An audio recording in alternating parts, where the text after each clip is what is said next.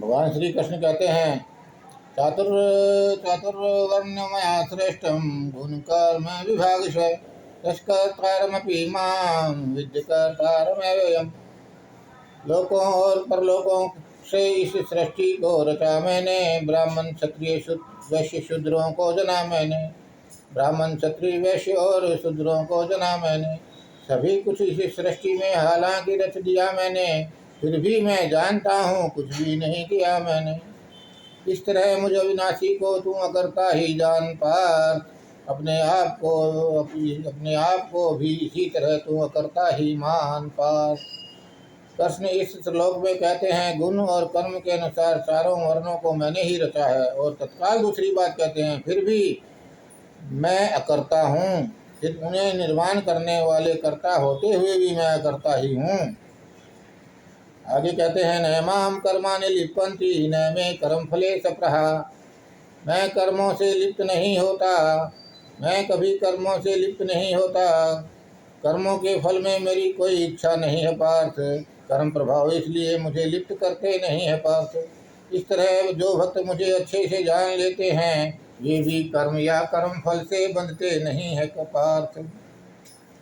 धार्मिक सज्जन लोग सब कहते हैं कर्म का फल तो भोगना ही पड़ता है, परंतु नहीं, देखो भगवान श्री कृष्ण क्या कह रहे हैं। भगवान कह रहे हैं कर्मों का फल का सवाल ही नहीं उठता, क्योंकि कर्मों के फल में मेरी कोई इच्छा नहीं है। मैं तो कर्म करता हूँ, बस कर्म करता हूँ, उसका प्रतिफल नहीं चाहता, इसलिए कर्मों के फल के प्रति भी उदासीन रहता हूँ। जैसे कर्म करते हुए कोई इच्छा नहीं रखता, वैसे ही कर्मों के फल की भी मुझे कोई इच्छा नहीं। इस तरह जो भी लोग करते हैं उनको कर्मों का फल कभी नहीं भोगना पड़ता। जो इच्छा रख के कर्म करते हैं उनको ही कर्मों का फल भोगना पड़ता है। इच्छा रहित व्यक्ति को कर्म फल नहीं भोगना पड़ता। बस कर्म करो, परंतु उस कर्म में अपनी चाह को मत जोड़ो। अपनी चाह को कर्मों के साथ जोड़ने से सब गड़बड़ हो जाता है। आगे भगवान कृष्ण कहते हैं अर्जुन को मोक्ष के चाहने वालों ने पहले ऐसे ही कर्म किए, मोक्ष के चाहने वालों ने पहले ऐसे ही कर्म किए। तुम भी इच्छा मोह रहित हो कर ऐसे ही कर्म किए, तुम भी इच्छा मोह रहित हो कर ऐसे ही कर्म किए। पूर्व पुरुषों ने भी ऐसे ही कर्म किए हैं, कर्ता से मुक्त होकर। जैसे राजा जनक तो कर्ता से मुक्त होकर कर्म करते रहे हैं। वे कह रहे हैं तो कर्म कर और फल की इच्छा छोड़ दे, कर्ता मत बन। गृहस्थ तो तू है और रह, मन से सन्यासी हो जा, मन से सन्यासी हो जा। ऐसा लोगों ने पहले भी किया है, तो पहला नहीं होगा यह सब करने वाला। हे अर्जुन, आत्मा अनादि और निर्गुण होने से कुछ भी नहीं करता। शरीर में स्थित होते हुए भी आत्मा कर्म से नहीं बंधता। जिस प्रकार सूक्ष्म होने से ब्रह्मांड आकाश से लिप्त नहीं होता, उसी प्रकार देह में स्थित आत्मा देह कर्म से लिप्त नहीं होता। न पाप न पुण्य न अच्छा न बुरा, भीतर कुछ भी छूता नहीं। भीतर तुम अछूते ही बने रहते हो। पुण्य करते हो तो भी कोई लाभ की रेखा नहीं खींचती, पाप करते हो तो भी। तुम बुरा करते हो तो तुम बुरे के साथ जुड़ जाते हो और दुख पाते हो। अच्छा करते हो तो अच्छे के साथ जुड़ जाते हो और सुख पाते हो। परंतु देह में स्थित आत्मा देह कर्म से लिप्त नहीं होता। अहम न कर्ता इति, भगवान अष्टावक्र कहते हैं इस बात को ध्यान रखो, अहम न कर्ता इति। कर्ता रूप गर्वित सर्प हम सबको डस लेता है। कर्ता न होने का भाव अमृत सुख को देता है। मैं कर्ता नहीं हूँ, ऐसे भाव को अष्टावक्र अमृत कहते हैं। अहम न कर्ता इति। ज्ञानी संसार को छोड़कर भागे तब कैसा ज्ञान। अभी भी संसार को गंभीरता से ले रहा है। अभी पहचाना नहीं कि भोक्ता और कर्ता मैं दोनों नहीं। अभी पहचाना नहीं कि कर्ता और भोक्ता मैं दोनों नहीं, साक्षी मात्र हूँ। कि साक्षी का भाव पृष्ठभूमि में खड़ा रहता है और सब चलता रहता है। जन्म मृत्यु हार जीत मान अपमान सब होता रहता है। भगवान भी कृष्ण भी कहते हैं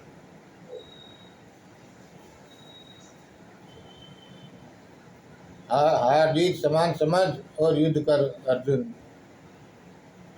सुख दुख जन्म मरण सभी दैव योग से ही होते। बिना प्रयास कर्म करते, जो बिना प्रयास कर्म करते कर्मों से लिप्त नहीं होते। सब कर्म देह करता, मैं बोध रूप नहीं करता। इस तरह सोचने वाला करता होकर भी नहीं करता। जन्म और मृत्यु दोनों एक दिन अचानक घटित होते हैं। इन दोनों के बीच में तुम अपने को कर्ता होने का कितना पागलपन करते हो। न शुरू पर बस तुम्हारा पैदा होने पर, न अंत पर बस तुम्हारा मृत्यु पर, फिर दोनों के बीच की घटनाओं पर तुम्हारा बस कैसे हो सकता है। परमात्मा भी अकर्ता है, परमात्मा भी सब देखता भर है, साक्षी भाव से, साक्षी मात्र होकर करता कुछ नहीं। भक्त लोग भ्रांति में है कि भगवान सब करता है। भक्त और भगवान का संवाद देखें। भक्त कहता है कि हे भगवान, तेरी मर्जी के बगैर पत्ता भी नहीं हिलता संसार में। भगवान कहते हैं नहीं, बस ऐसा कुछ भी नहीं होता संसार में। मेरे चाहने से कुछ भी नहीं होता संसार में। मेरे चाहने से अगर कुछ होता तो क्या मैंने द्रौपदी चीर हरण चाहा था? तो क्या मैंने द्रौपदी चीर हरण चाहा था? या रावण के द्वारा सीता हरण मुझे बहुत भाया था? किसे मालूम है गर्भवती सीता को त्याग कर मैंने अकेले जीवन कैसे बिताया था। नहीं, बस मेरे चाहने से कुछ भी नहीं होता संसार में। क्या मैंने चाहा था ईसा मसीह को शूली पर चढ़ाना, या करबला में लाखों सिया सुनियों को आपस में मराना, मीरा को जहर का प्याला पिलाना, प्रहलाद को पर्वतों की चोटियों से गिराना? नहीं, बस मेरे चाहने से कुछ भी नहीं होता संसार में। भक्त फिर पूछता है, फिर किसके चाहने से होता है? किसी के चाहने से कुछ नहीं होता। भक्त भ्रम में है, करने से होता है। करने से भी सब कुछ तुम्हारे करने से नहीं होता, अपने आप होते रहता है। तुम अपने आप को कर्ता समझ बैठते हो, तुम करता भी नहीं हो। तुम्हारे करने से भी कुछ नहीं होता। घटनाएं घटती रहती हैं, तुम उनको अपने ढंग से ले लेते हो और फिर बोलते हो ये तो लिखा हुआ था भाग्य में। कुछ भाग्य में लिखा हुआ नहीं होता। घटनाएं घटती रहती हैं, तुम उनको अपने ढंग से मत लो।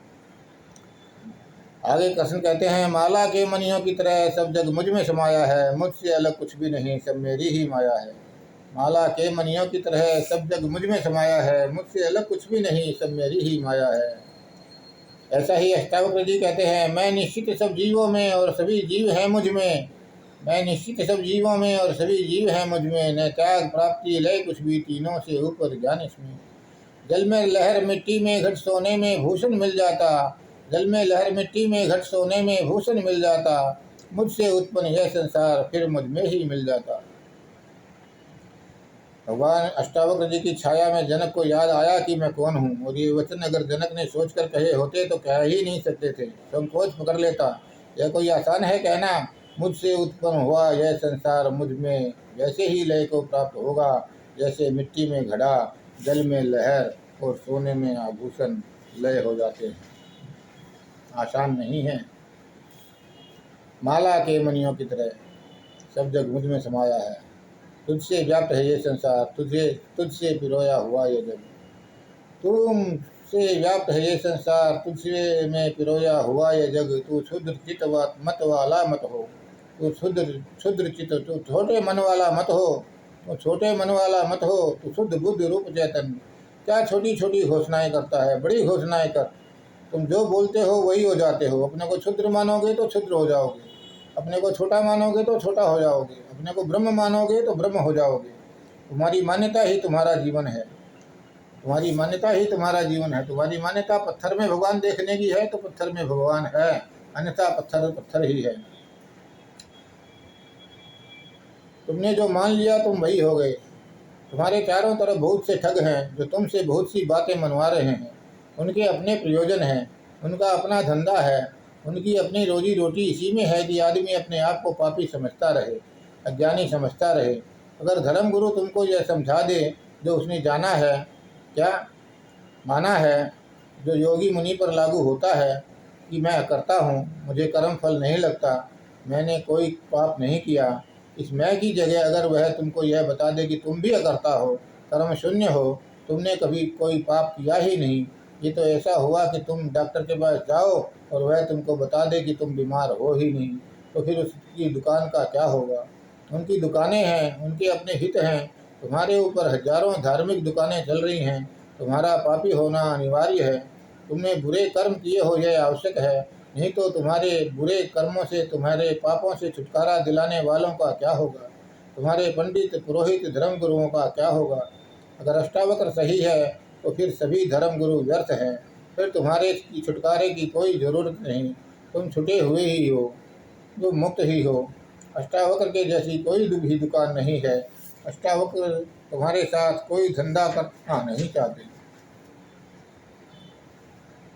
भगवान कृष्ण आगे कहते हैं, मन मना भव मद भक्तो मज्जा जीवाम नमस्कुरु माँ में वैसी सत्यम के प्रति जानो प्रिय सिनी। मुझ में मन लगा मेरा भक्त बन, मेरा पूजन कर, मुझे नमस्कार कर। ऐसा करने से तू मुझे ही प्राप्त होगा। इस श्लोक का अर्थ जो धर्मगुरुओं ने हमें बताया है वह 100% ठीक नहीं है। हमारे धर्मगुरुओं ने यहाँ खुलासा नहीं किया कि भगवान श्री कृष्ण के कौन से बिंब के प्रति यह भाव रखें, उनकी छवि के प्रति, उनके शरीर के प्रति या उनकी आत्मा के प्रति। यहाँ यह स्पष्ट कर देना और भी अधिक अनिवार्य है कि भगवान श्री कृष्ण की आत्मा और तुम्हारी आत्मा में कोई भेद या कोई अंतर नहीं है। आत्मा सभी की एक समान है। आपने गाड़ी के पहिए को घूमते देखा है? पहिया घूमता है, पहिए का एक्सल नहीं घूमता, चाक वहीं रहता है। आत्मा चाक है और शरीर पहिए की भांति है।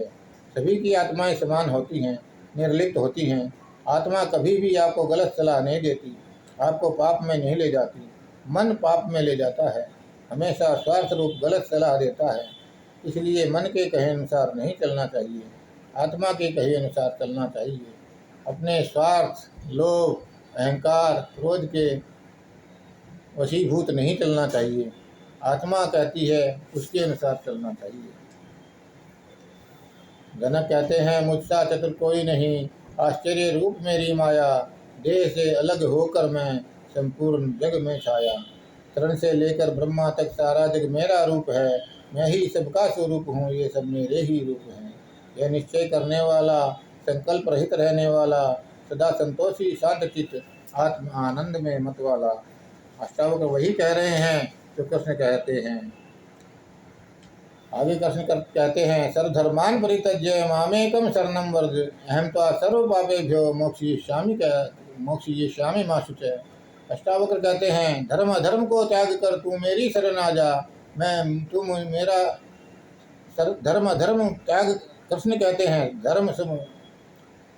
सर्वधर्मान परित्यज्य मामेकम शरणं व्रज, अहम त्वा सर्व पापेभ्यो मोक्षयिष्यामि मा शुचः। सब धर्म कर्म को त्याग कर तू मेरी शरण आ जा, मुझे सबका आधार समझ तू मेरी शरण पा जा। मैं तुझे तेरे सभी पापों से मुक्त कर दूंगा, परम कल्याणकारी मोक्ष तुझे प्रदान कर दूंगा। परम कल्याणकारी मोक्ष तुझे प्रदान कर दूंगा का अर्थ ये हुआ कि तुझे इतने गूढ़ ज्ञान से भर दूंगा कि तू वह ज्ञान प्राप्त कर अपने सभी पापों से मुक्त हो जाएगा और मोक्ष प्राप्ति कर लेगा। वैसे ही अष्टावक्र कहते हैं, धर्मो अधर्मो सुखम दुखम मानसानि न ते विभो, न कर्तासि न भोक्तासि मुक्त एवासि सर्वदा। सुख दुख धर्म धर्म पाप पुण्य तेरे लिए नहीं है बस, तू ना करता है ना भोगता है, तू तो सदा सदा सर्वदा मुक्त। अष्टावक्र जी के शब्दों को तुम अपने में उतरने दो, पढ़ते पढ़ते ही तुम मुक्त हो जाओगे। धर्म धर्म सब मन के हैं, सुख दुख सब मन के भ्रम हैं, इनका तुमसे क्या लेना देना, ये सब तेरे लिए नहीं है। तू न करता है न भोगता है, तुझे कुछ करना नहीं है, तुझे कुछ भोगना नहीं है, तू तो सदा सर्वदा मुक्त है। शब्द सीधे हृदय में उतरते हैं, परंतु अल्पमति भक्तों को यह बात समझ में नहीं आती। वो कहते हैं, क्यों, सभी कुछ तो हम करते हैं, सभी कुछ तो हम भोगते हैं। नहीं, अष्टावक्र और कृष्ण जो है तुम्हारे शरीर की बात नहीं कर रहे, वे तुम्हारी आत्मा की बात कर रहे हैं। ये ध्यान देने योग्य है। धन्यवाद।